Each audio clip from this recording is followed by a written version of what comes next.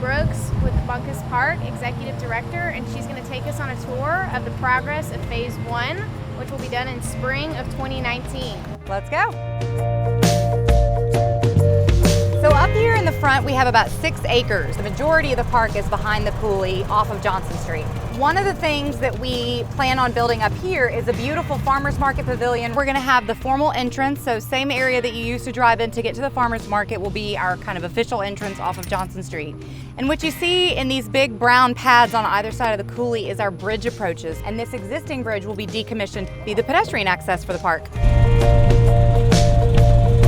So right here on the right, we're gonna have a beautiful kind of inclusive playground and splash pad. This raised pad in front of us is gonna be basically a park circle. It's gonna have beautiful landscaping, but it'll be its own little lawn and event space. Wait just a minute and we will take you to the pond.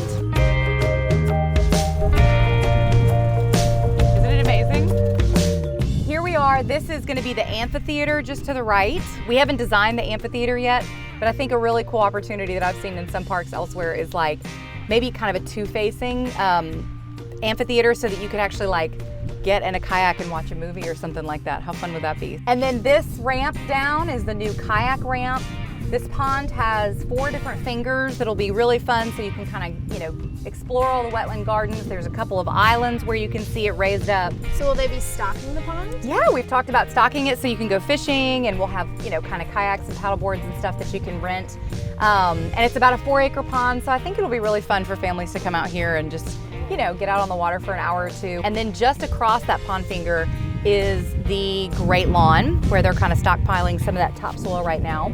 And then the picnic beach, so that other little semicircle is right over there. Everybody keeps asking about this big mound in the back, so that's the big Prospect Mound. Yeah, I heard it's the tallest spot in Lafayette now. It is, and you know what, we didn't even mean to do that. It's just like, it's obviously not very hard to do.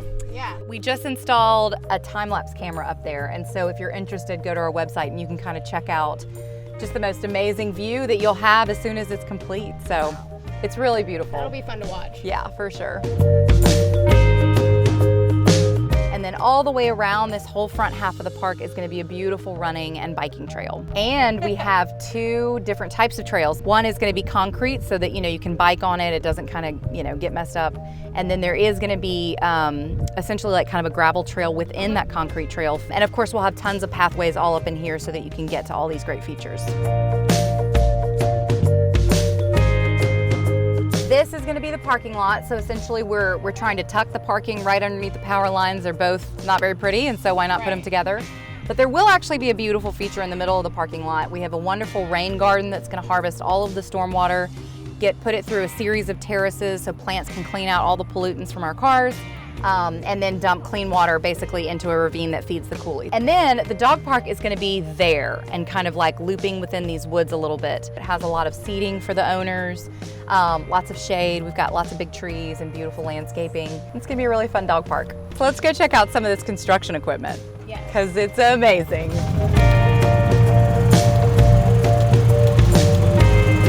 Things I've never seen before. I know, and from afar they seem so small, but I will tell you these are huge pieces of equipment.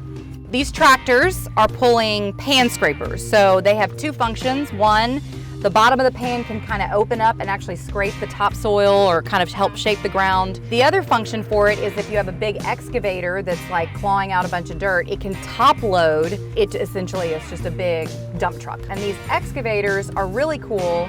They are all hooked up to GPS. Essentially, they have the master plan loaded into their systems, and based on exactly where they are, they know that they still have 3 feet down to dig, or they need to shape this up a little bit more because it's not quite right. They're like art makers, because they're basically taking the master plan and bringing it to life on that fine-tuned grading. So these guys like move major earth, and these guys come back and really kind of shape it so that the edges of the pond that you saw look like they're supposed to. And you kind of wonder, how did they build things like this in the past? Like, how did they get this kind of stuff done? Like Central Park in New York was, is hundreds of years old. Like, it's just crazy. It probably took them longer than a year. Right, that's true. Good point, Ellen.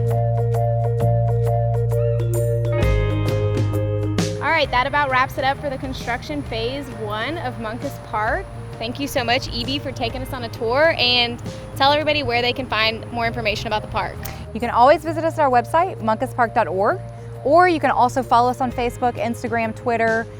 We have a newsletter, so there's a lot of great ways that you can connect with us, and of course we're always happy to answer your questions no matter what they are.